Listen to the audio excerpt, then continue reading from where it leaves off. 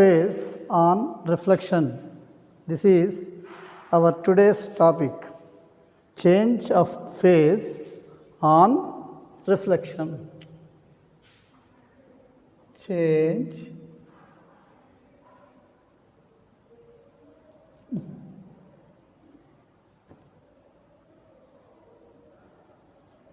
of phase on reflection.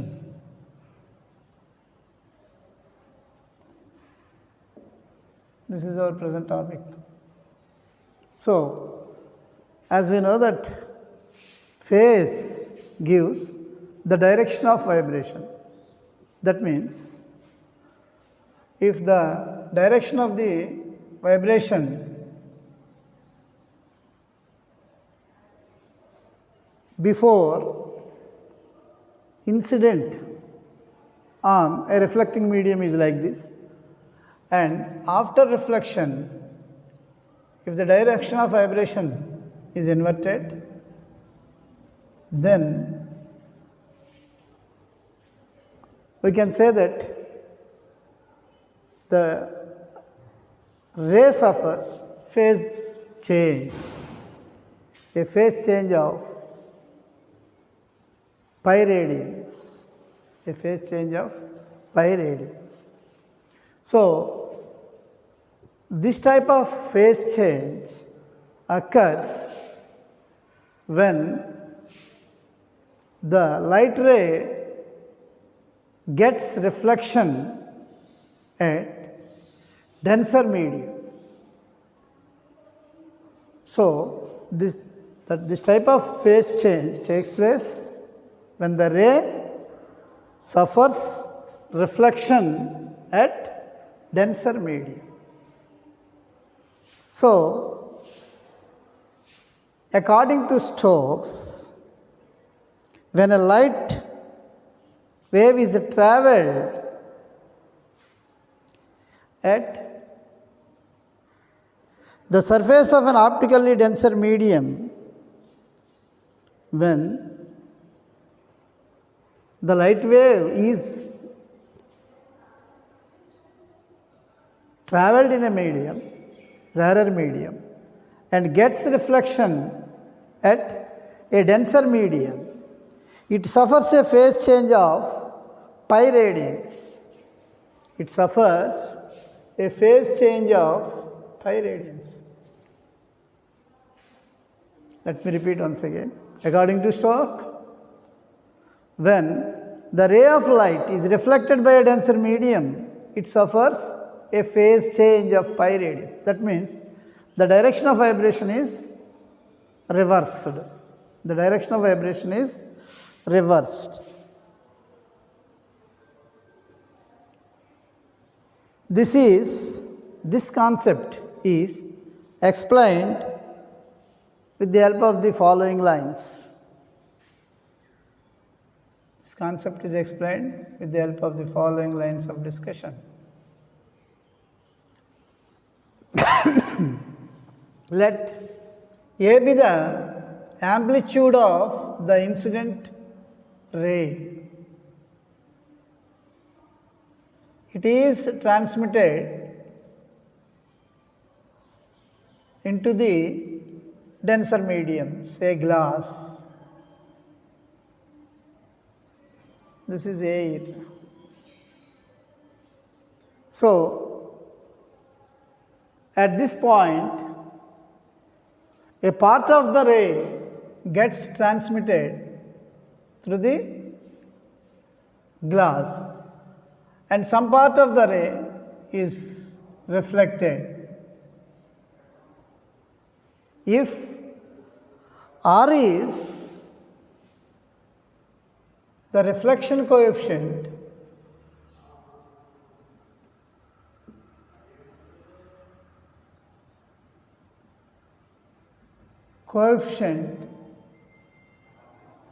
from air to air, the reflection coefficient for air to air, air to air. That's all. So, the amplitude of the reflected light is given by AR. If T is the transmission coefficient,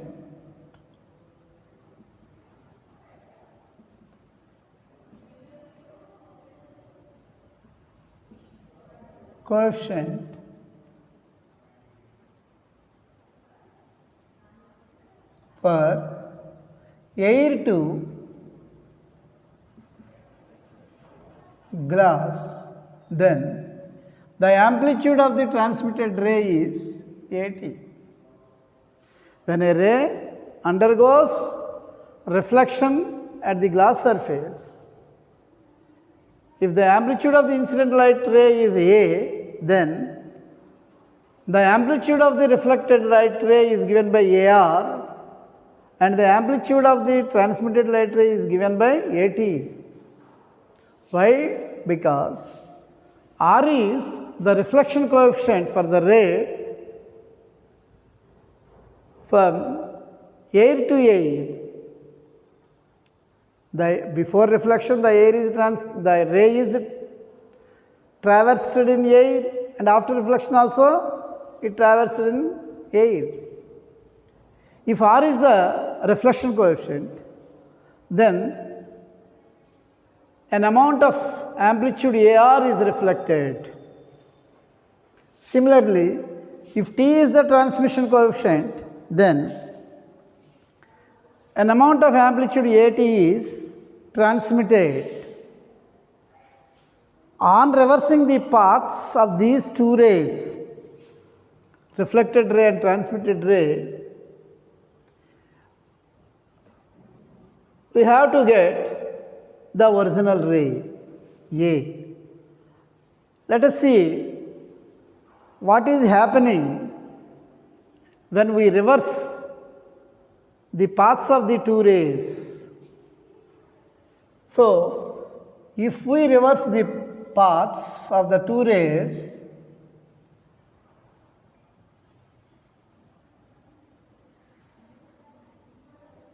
then we get another ray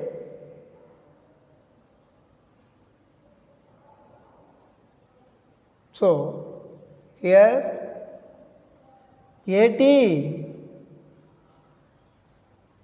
is a ray which is reversed in glass medium. AT gives the amplitude and also AR. So, the amplitude of this component is again transmitted into the glass, which is given by a fraction ART. ART. And the amplitude of the incident ray is reflected again into air and is given by AR square, AR into R, because R is the reflection coefficient for air to air. Here T is the transmission coefficient for air to glass. Therefore, a component ART is transmitted into the glass along this dotted line, and a component AR square is reflected again in the original path. Similarly, for the ray whose amplitude is AT, then an amplitude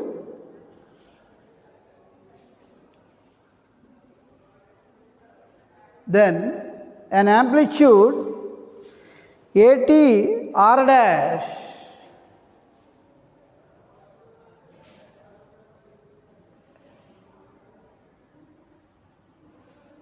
AT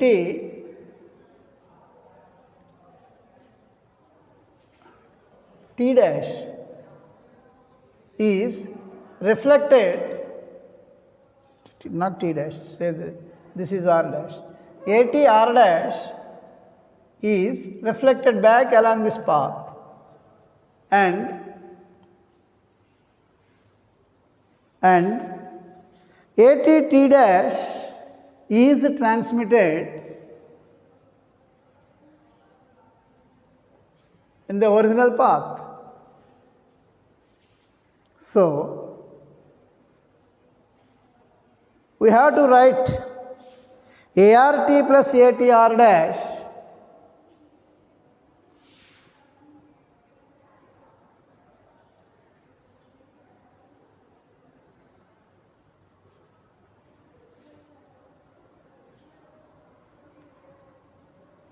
ART plus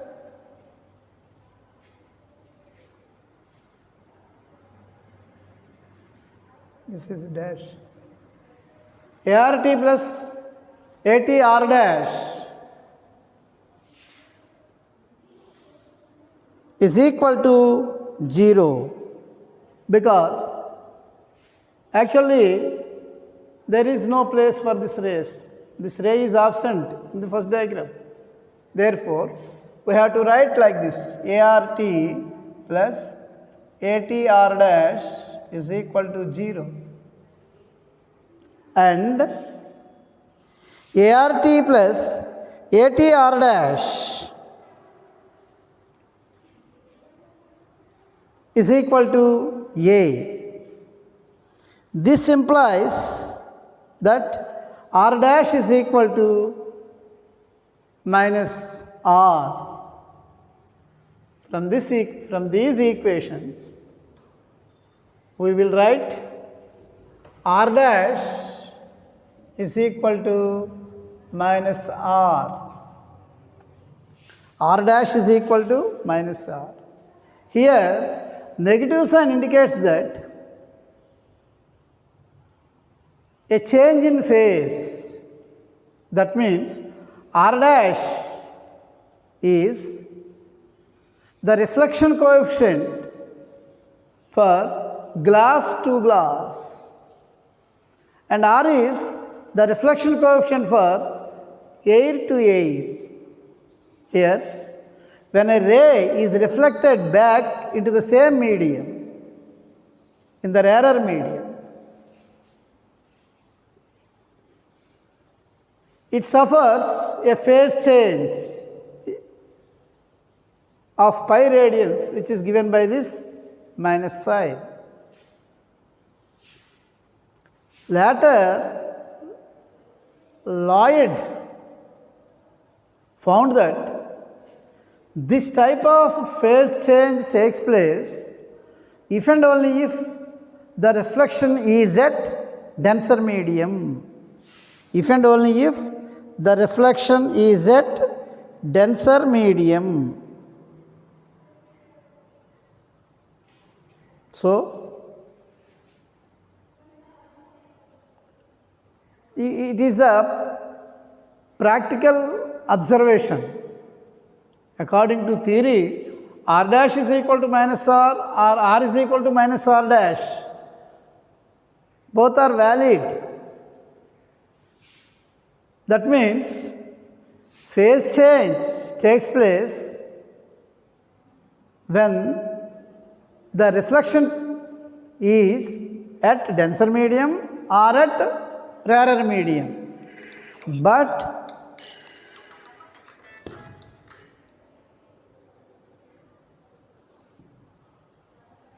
Lloyd's experimental results shows that this phase change is possible only when the reflection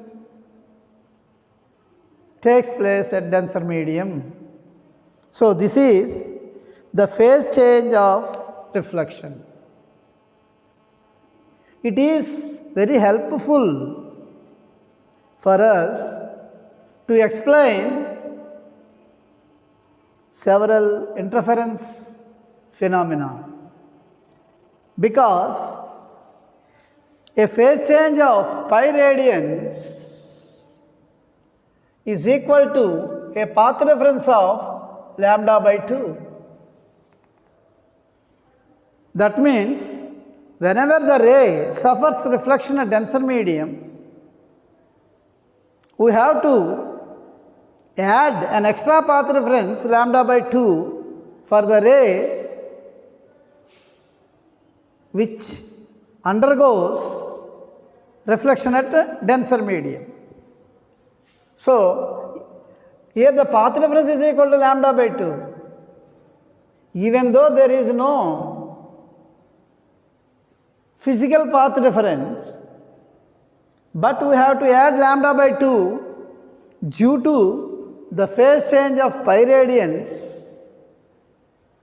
which is equal to a path difference of lambda by 2. So, because of this, the condition for bright fringe, which is given by path difference is equal to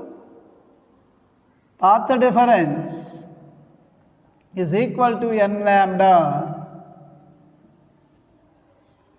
is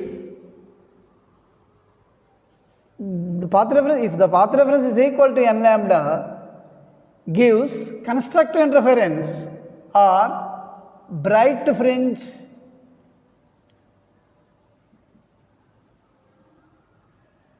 formation. The condition for the formation of a bright fringe. But in that place, due to the addition of this extra path difference, it becomes n lambda minus lambda by 2,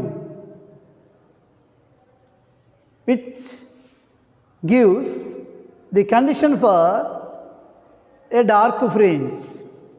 So, the Stokes path difference changes the condition of constructive interference into destructive interference and destructive interference into constructive interference when one of the ray gets reflection at denser medium. This is the importance of the Stokes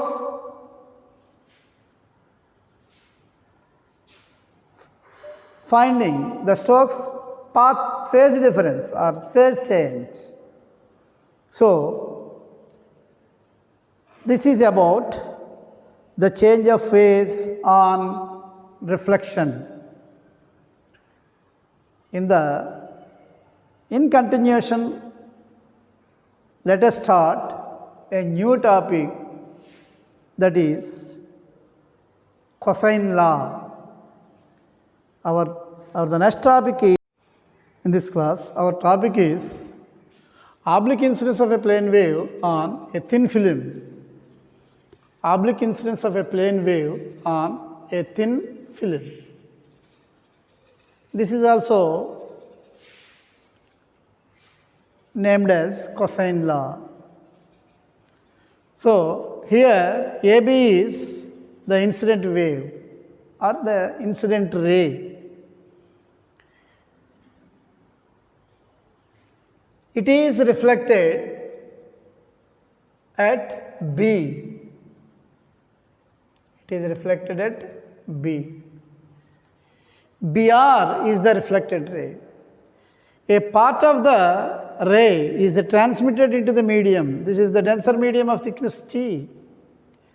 A part of the ray is transmitted into the medium and some part of the ray is reflected as BR. This transmitted ray again undergoes reflection at C and again undergoes transmission as the DR1. AB is the incident ray. It takes reflection at B and as BR. Part of it suffers transmission, gives the ray BC.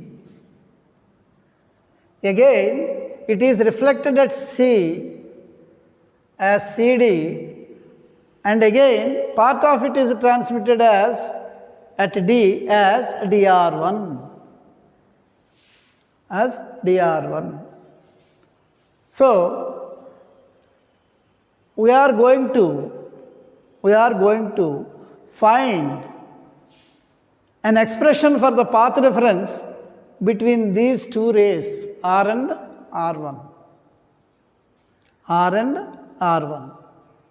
Path difference means the difference in the distances traveled by the rays R and R1. R and R1. From E and D, both the rays will travel the same distance from E and D. So, the extra distance traveled by the ray R1 over the R is given by BC plus CD in denser medium. The extra distance traveled by the ray R1 in denser medium is given by BC plus CD. Also, the extra distance traveled by R over R1 is given by BE in air. This is in medium, this is in air.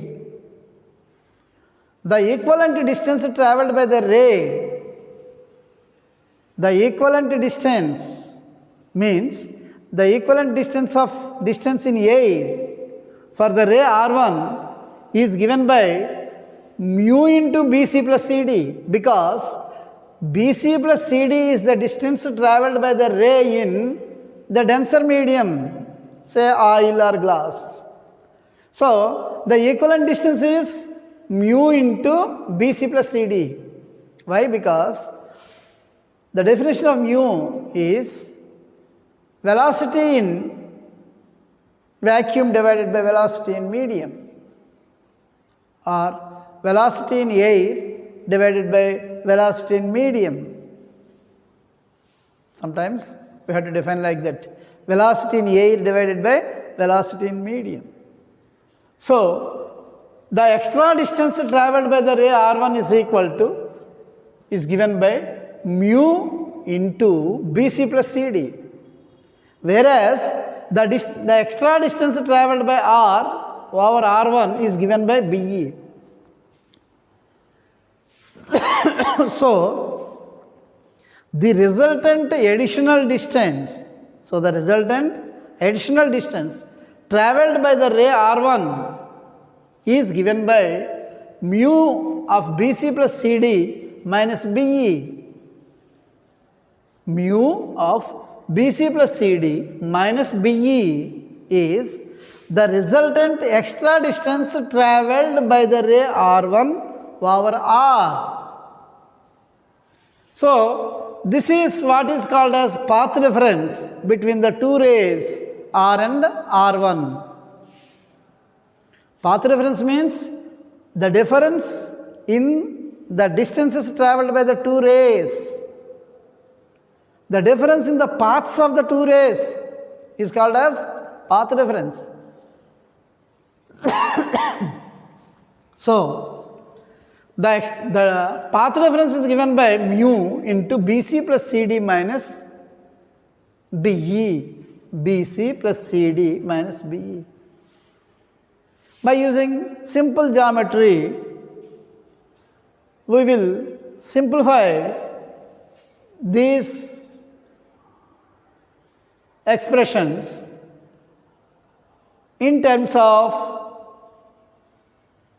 mu and T and R.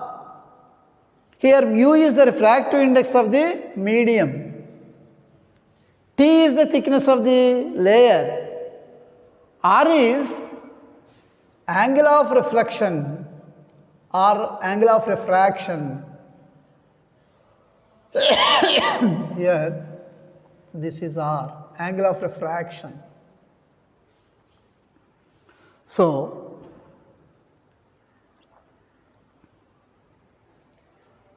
from the geometry, BC is equal to CD. BC is equal to CD and is also equal to T by cos R, because cos R is equal to, because cos R is equal to T by BC. Here this is R, this is T. So cos R is equal to T by BC. Similarly, tan R is equal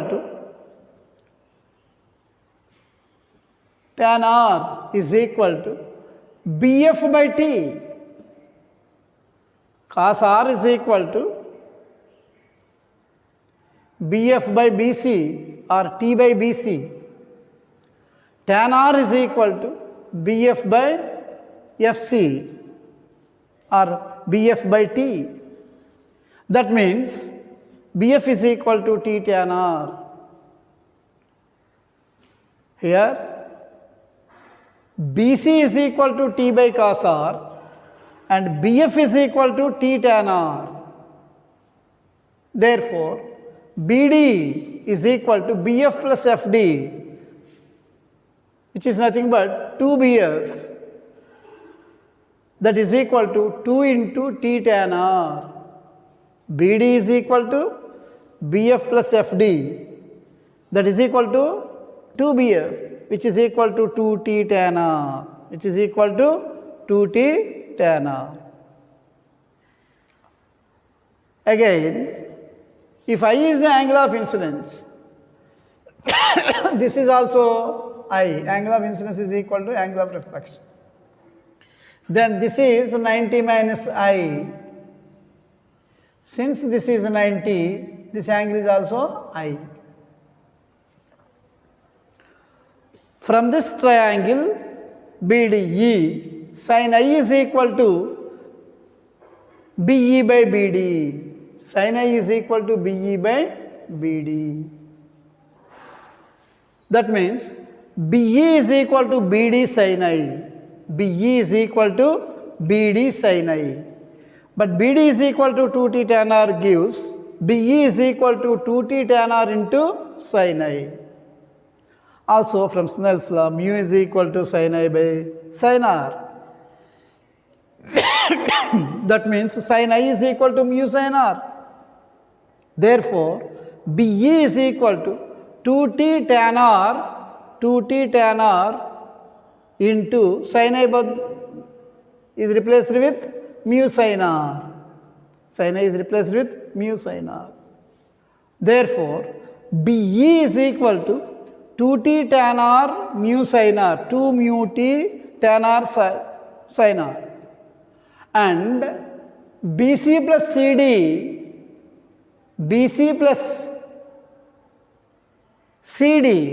is equal to 2T by cos R.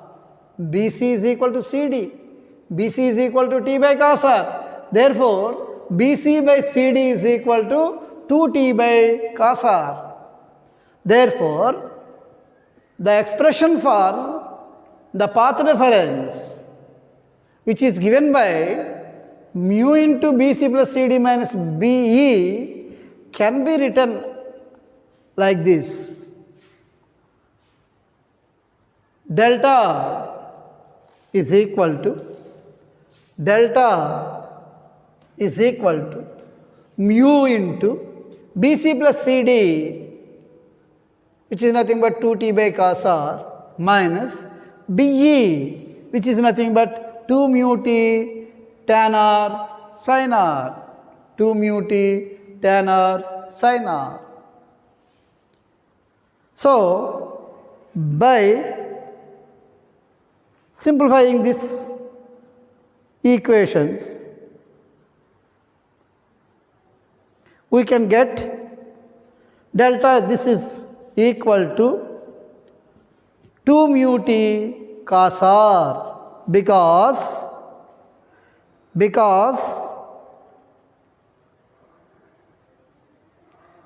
1 by sin square R is equal to cos square R. 1 by sin square r is equal to cos square r. This is sin A by cos r. So 2 mu t by cos r into 1 by sin square r. This is equal to 2 mu t by cos r into 1 minus sin square r. So the path difference between the two rays is given by 2 mu t cos r. 2 mu t cos r. This is the cosine law. The cosine law gives the path difference between the reflected rays. The path difference between the reflected rays, successive rays, and is equal to 2 mu t cos r. If this reflection takes place at denser medium, then we have to write the path difference as 2 mu t cos r plus lambda by 2. Here lambda by 2 gives the additional path difference introduced by the ray which is reflected at denser medium. That is, this ray is reflected at denser medium. Because of the reflection, we have to add an additional path of lambda by 2. An additional path of lambda by 2. So, this is the expression for the path difference in case of oblique incidence of a plane wave on a thin film. Now, let us discuss about the colors in thin films. The colors in thin films. Because of this splitting of incident ray during its reflection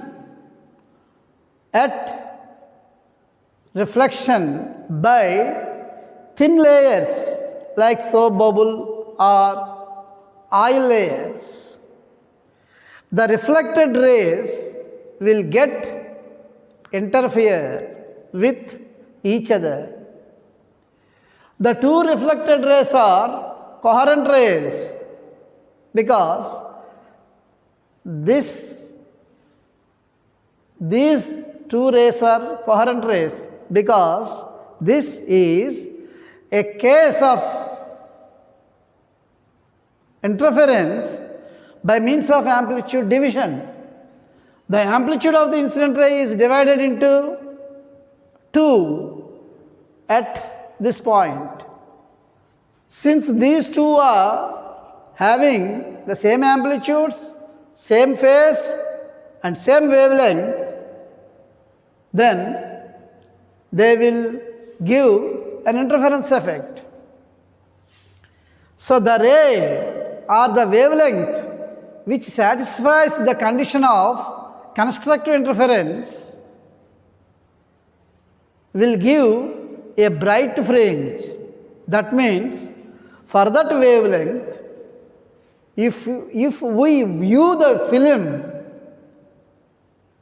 then it appears with a particular color which satisfies the condition of constructive interference. So, different wavelengths will fulfill the condition of constructive interference at different angles. So, we can observe different colors on soap bubbles. When it is illuminated with a white light or sunlight, when it is illuminated with a white light or sunlight, we will observe different colors. Why these colors are formed? Because of the interference of the rays which are satisfying the condition for constructive interference. So at different angles, different colors will satisfy the condition of constructive interference. So at different angles, we can see different colors in that soap bubble or a thin oil layer or on a thin oil layer. This is about colors in thin films. So today in this class we discussed about the cosine law, that is the path difference between the reflected rays at a thin film is given by 2 mu t cos r. So this is called as cosine law. If the reflection takes place at denser medium, we have to add an additional path difference of lambda by 2 for this. That means the path difference is given by 2 mu t cos r plus lambda by 2. If this path difference satisfies the condition for constructive interference, we will, that is, the path difference is equal to n lambda, we will observe the color with the wavelength lambda which appears brightly. All other colors are absent at that angle. At different angles, different wavelengths will satisfy the condition for constructive interference. So we will observe different colors at different angles. This is the cause behind the colors in thin films. In the next class, we will discuss about the wedge fringes and Newton rings.